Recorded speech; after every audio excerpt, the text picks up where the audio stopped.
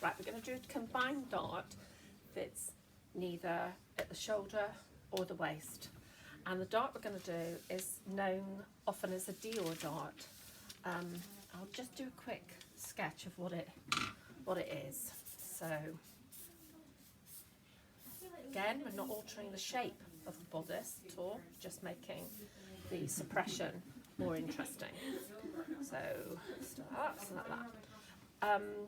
The dart we're looking at is a dart that's going to run from the side seam at a steep angle towards the bust, and very popular in the 1940s and 50s, and lots of people refer to it as the Dior dart. Now, Dior dart is my favourite straight dart, so you might think I need to get out more, and but I have favourite darts, and the Dior dart is one of my favourites. So we're going to do this again. We're going to do it by slashing, and we're going to do it by pivoting. Let's start off with pivoting, I think. I'm up for a bit of pivoting.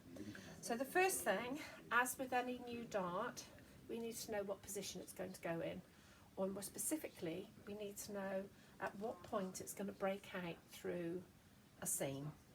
And I'm saying that my Dior dart is going to be quite a low one, and it's in this position.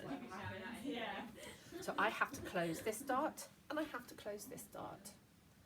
So I'm going to start off by coming up through the front, drawing around the front, closing the top dart, continuing around until I get to the new dart position. I'm then going to put the block back in its original position, like where it is now, and I'm going to draw along to the waist dart, close it, and carry on to the new dart position. So here we go. My first line in, I'm coming up the centre front, around the neck, along the shoulder, and I know that I'm closing that dart. So I've drawn to the first notch, and I'm now swinging the dart over,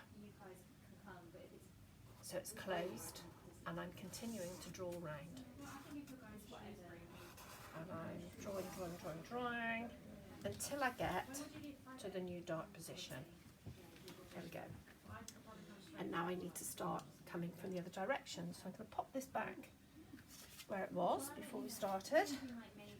And I'm going to draw along to the waist dart. I'm going to put my finger in at the bust point, and I'm going to pivot that around until it's closed. Then I have to carry on drawing around until I hit the new dart position. So all of that should sound really familiar to you. We're going to find the centre point of the wide end of the dart. We are going to draw a line that runs from there to the bust point, and we're going to come back by 1.5. So there you go, I've kind of cut out the drawing the line, I've just come straight back 1.5. I'm going to join that with our outside edges, and boom, we're done. We have a dart in position that will give us this style. Same applies as with the last two combined darts, is that you can either have the big dart or you can start to use some seam allowance with it. So if it were a big dart, I'm going to say we're going to press it in an upwards direction. Fold it, put my finger at the end of the dart, draw over until the side seams match. Oops. Like so. And we are going to now use our tracing wheel to trace up the side seam, and we will have this shape. Done. So hopefully you can replay that if it looked a bit like sleight of hand, but I'm also going to do it by the slashing method, so in case that's easier for you to follow. So as with all the other examples where we've used the slashing method, we're going to draw all the way around the block, and we're going to mark all the darts in. There we go.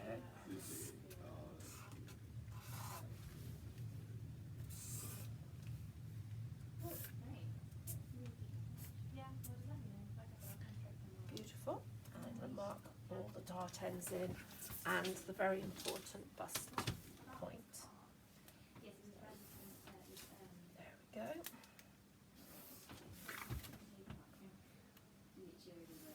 And as we've mentioned previously, and you will find out, I'm sure, in your own time, you can't do anything effectively until you make your decision on where the new dart is going to be.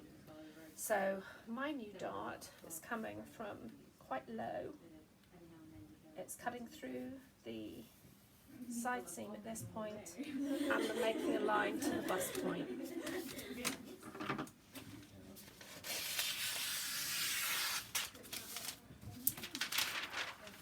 The very first thing we're going to do is we're going to slice into our new dart position. It does all get a bit hairy around the bust point at the moment, because we are gonna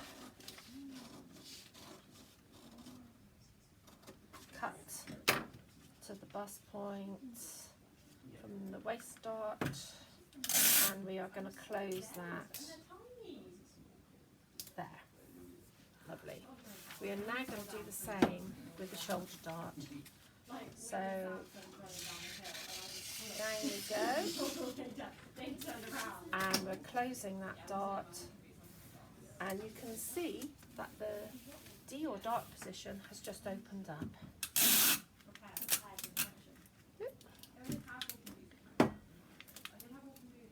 There we go. So that's sellotaped into position. Same as all the other examples we've been talking about, you now need to place the paper in behind that dart position so that we can complete its, well, we complete it. Full stop. Okay, let's get the sellotape on this.